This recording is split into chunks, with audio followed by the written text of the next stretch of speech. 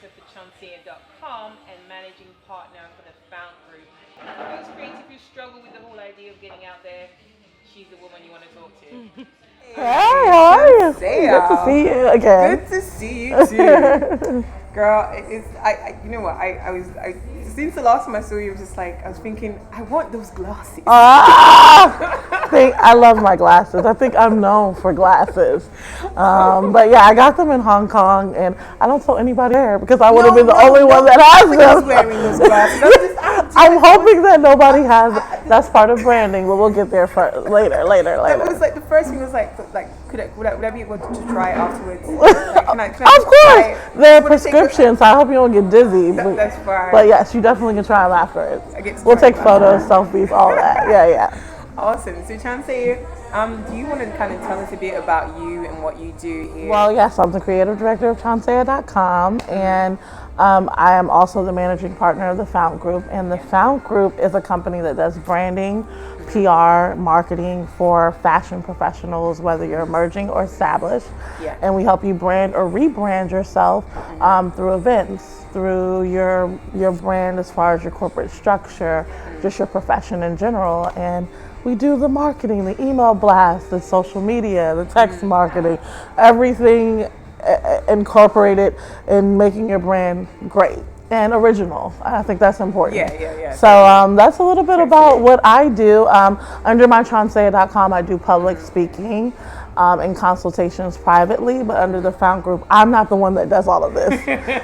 We are literally a group of people who provide these services, so I'm not designing your website, I'm not creating your logo, but I do the creative oversight to make sure it's like reliving your vision. So just to clarify, I don't do all of that, but yes. Even though you are superwoman. I don't know. We know not at all.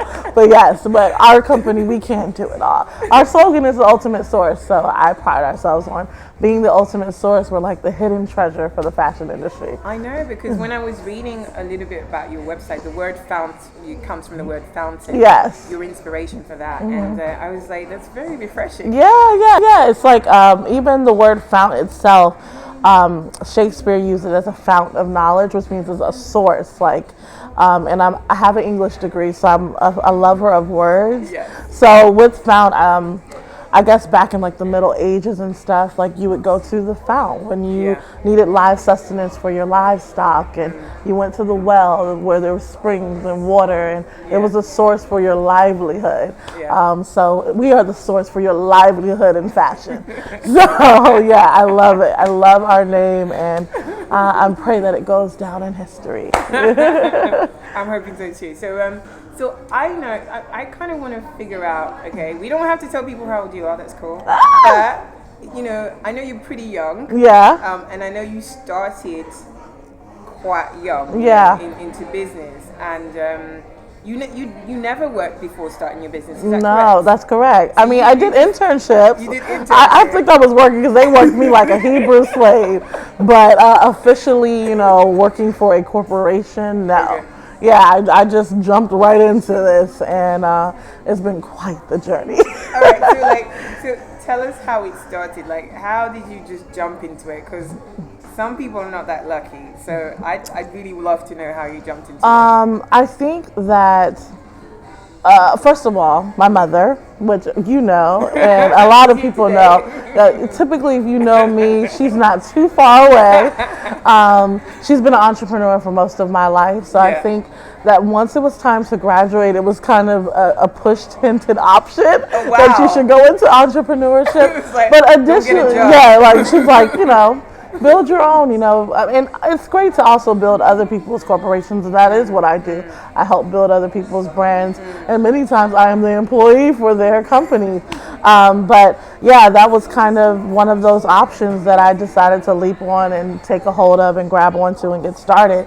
But also, I will say, with the American economy, when I was graduating, it was really, really terrible. Wow. And I said, do I want to spend my time climbing up the corporate ladder, and I stay a receptionist, I stay an assistant, and they never, help me climb because of the economy issues and things like that? Or do I want to grab my own career by the hands and climb up my own corporate ladder? So I decided to do the latter, which At the time, I did not count the cost, but now in walking into it, it has been quite the journey, and I'm grateful for every opportunity, but it has been a fight, absolutely. So I would never say it was easy. It's not easy to this day, but I'm committed to it, and it's working so far. So far, so good. So far, so good. It's good. It's really good and quite refreshing to hear this because, as you said, business is never easy. I mean, I've been in business for about 3.5 years and I'm still learning. Right, exactly. I'm a student most of the time. So today we're just going to be students of one another. Okay, yeah, I agree. Yeah. So tell us one of your most compelling stories of how you started. And I heard stuff about you and how when you were at school, people used to call you the cute girl, and they used to kind of say, hey, why don't you do fashion? Yeah. You're so cute. Yeah. You're so cool, you know? Yeah. You should do that. Yeah. So tell us a bit about that story. Well, yeah, I guess in high school and even the friends that I have from middle school, like young, I've always been curvy. I was a chunky baby. I've always been chunky. And I'm going to be honest, I don't even eat that much. It's just, you meet my family, we are curvy people.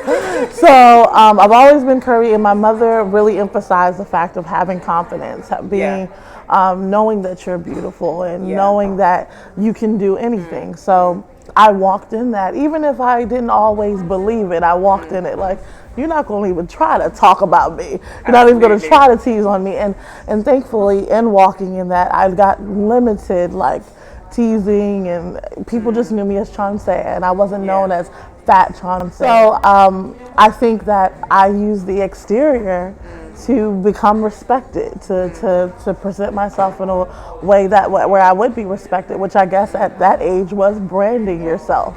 You know, so, and I did not know that then. But in addition to the exterior, of course, I tried to be respectful and treat people with respect and operate in integrity and professionalism, I guess, at that age. But let me tell you, you would not believe it, but I had assistants and stuff when I was like back then. Like I was in charge of the club and had other people answering the cell phone. Charge of the club. You know, I guess, you know, leadership qualities have always stemmed when I was younger. But yeah, I think in just having that cute girl persona, and also having the authority that I didn't realize now would become part of my life and career, I transitioned into fashion and being known for looking cute, and then being a head of a club, and then with this club, people asking for direction and assistance in areas that I really was not aware of, but I didn't want to lie, you know, or reveal the truth that I had no idea about this industry. So I was going to the library like everybody else, researching, okay, how does one become a model? How does one become a stylist? How does one become a designer? And fast forwarding probably 10 years later, I'm here. And I never thought that a hobby and something that I just did after school, extracurricular activity, would become a career. Like, I did not know fashion would be the thing. And a lot of people would know before I even did fashion, I was like into the music thing. I was like, what? So I think it's always been creative, and it's just transitioned into a career that I'm proud of, and I'm looking forward to see what's to come. I'm humbled and grateful by every opportunity. That's amazing. It sounds like what you call like a happy accident. Yeah, it is. Yeah. You just kind of fell into it. Yeah. Like, oh, this is really cool. You know? I tell people that I didn't have a passion necessarily for fashion, but I had a passion for mastering my craft. If it was that people were looking to me for a source of information on what to do, how to change their career, or, you know, how to become, you know, certain profession, I tried to master that. And it just happened to be in a particular industry. But it wasn't, I woke up like with sewing machines, and I don't like sewing machines. I don't like to design, but I can help you design. If you like to design, that's great. But I think I have developed a passion for just being good at what it seems like I have been called to do. And yeah, I'm still learning. I'm still a student, and I'm embracing the journey.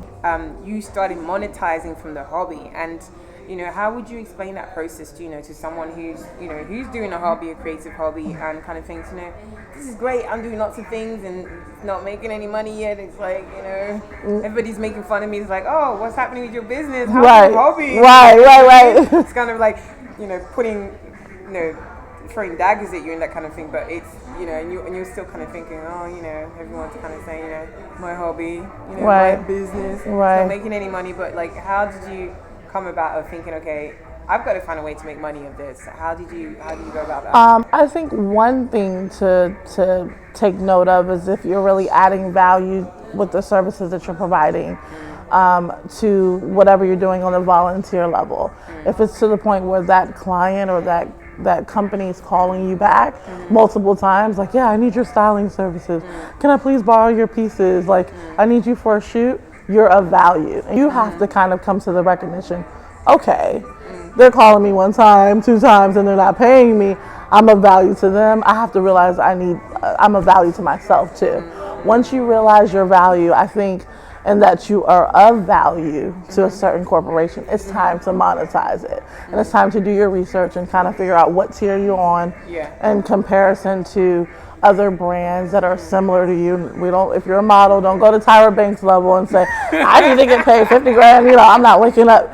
You need to find a comparable level that you're on and monetize that, and also I think walk in the boldness and confidence that you're of worth, that you're of value, and you deserve to be paid for your services if this is what you're trying to turn into a career. If you want to keep it a hobby, keep it a hobby.